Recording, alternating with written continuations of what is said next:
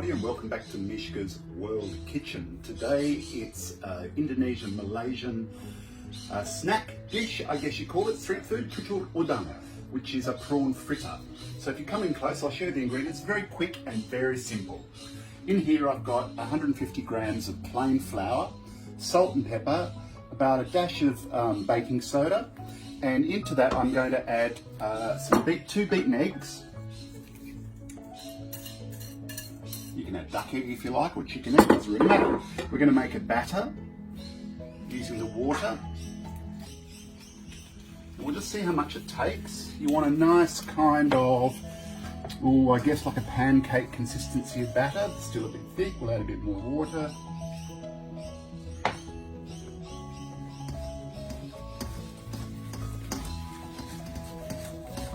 Okay, that will take a little bit more water. That's too thick for us, that's turning into a dough. So, yeah, as I said, it's like a pancake batter.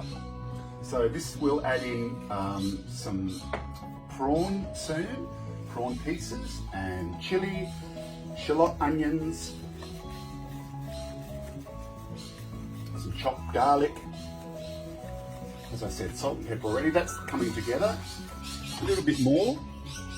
Stay with me there. A little bit more. A little bit thinner than that. These are going to be fried in a flat fry pan in oil, vegetable oil, but ideally if you want to use the wok method, deep frying in a wok is the way to go. And what you do is you place your ladle in the hot oil. There we go, that's coming together well. Place your ladle in the hot oil, a spoonful of the prepared batter. We're going to rest this for an hour, I'll come back to it, and then you place the prawn on top, fry it, turn it off the spoon and keep going. So that's our chopped chili, our shallot onion,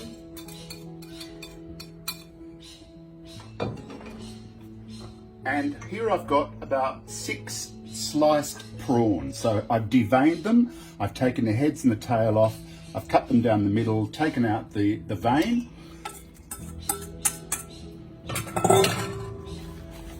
Just incorporate those in the batter.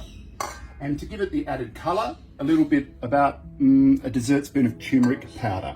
Now I've reserved here, you can see 3 whole prawns, because when I pop them in the oil, I'll put a prawn on top as a kind of a decorative item.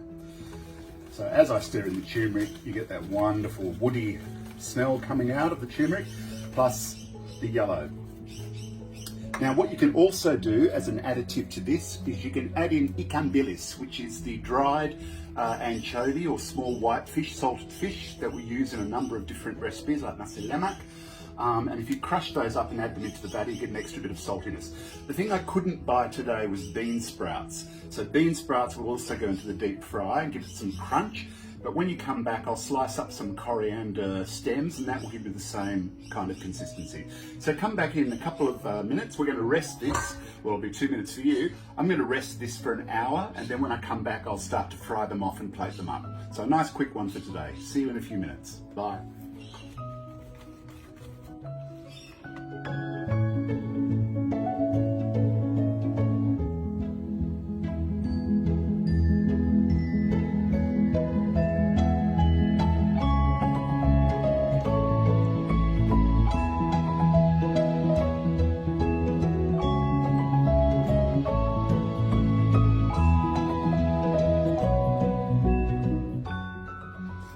Welcome back to step 2.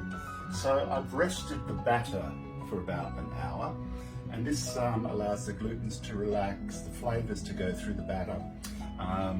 1 to 2 hours in the fridge. I've taken mine out, let it come back to room temperature. Now the reason I let it come back to room temperature is if you put the cold batter into this hot oil, it will cool down the oil, the fritters won't start to cook and they'll be kind of soggy. Now the secret with the oil, as I said, the best way to do it is in a deep fryer, but that takes a lot of oil. You're looking at about 1 litre of oil for the fritters.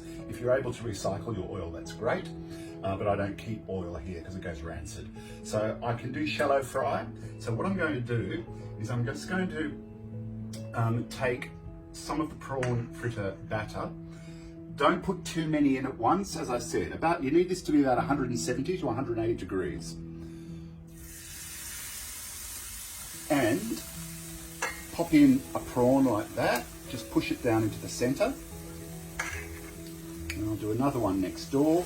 I've added in the coriander I told you about before, just some chopped coriander root.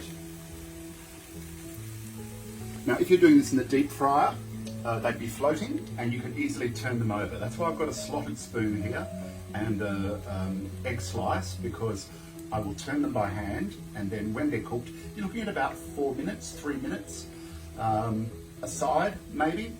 Don't undercook them because they'll be all running inside. You'll know when they're right, they'll be golden brown and the edges will be crispy. Also, for some extra kind of crunch, and this is a stylistic thing, you can add in just some small drops of batter after you cook the fritters while they're just plating up, and we can sprinkle those on top as a bit of extra crunch. These are doing quite well. I'm going to turn them over so you can get a look at the other colour. So come and have a look here. Yep, they're doing well. I've got a non-stick pan. Now, if you do these in a wok, they come out as a kind of in a cup shape, almost like a half moon, like a half a teacup. But here in the flat fryer, you'll get the same effect, and they'll taste just as good. So as I said, about 2 minutes aside, 2 to 3 minutes aside. You don't want to overcook them because they'll be dry and not moist inside, but undercooking, you'll get some runny batter and it won't taste great. Well, it won't even look good. So the way to do that is you can just open one quickly with a knife after you've cooked it. If you've got the timing right, they should be cooked all the way through. Remember, you have raw prawns in there, so that's why they need to be cooked well.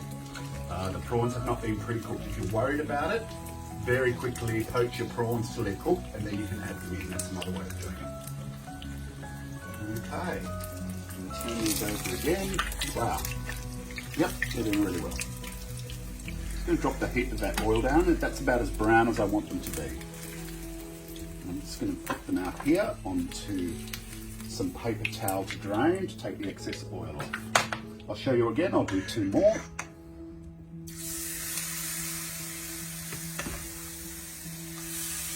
Two at a time seems to be the right way to do it.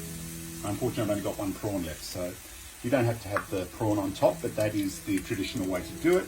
Also, they don't usually have chopped coriander in them, but because I don't have any bean sprout, I wanted to put some crunch into there, and I've also put in a little bit of chopped up kaffir lime leaf for a bit of extra zing.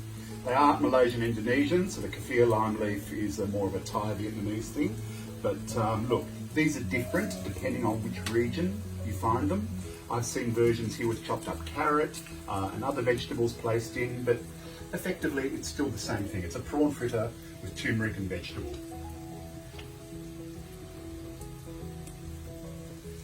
There you go. Flip that over. Wow.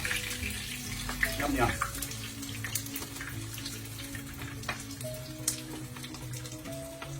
So once they're cooking away, just drop that heat down a little bit. A couple of minutes each side. These are doing really well.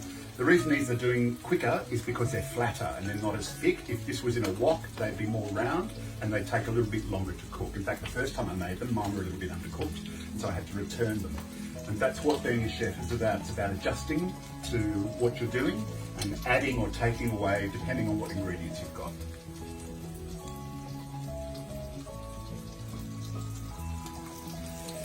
Back that way, and back that way, and I'll take them off. Now that's all I'm going to do, but I will plate them up. There's one there, there's another one.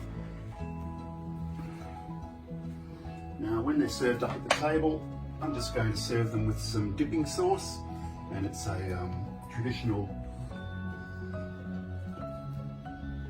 sugar lime fish sauce dipping sauce, and there they are, Cucur Udang prawn fritters, Malaysian Indonesian style. Have a go. I'll put the recipe online as well. See you next time.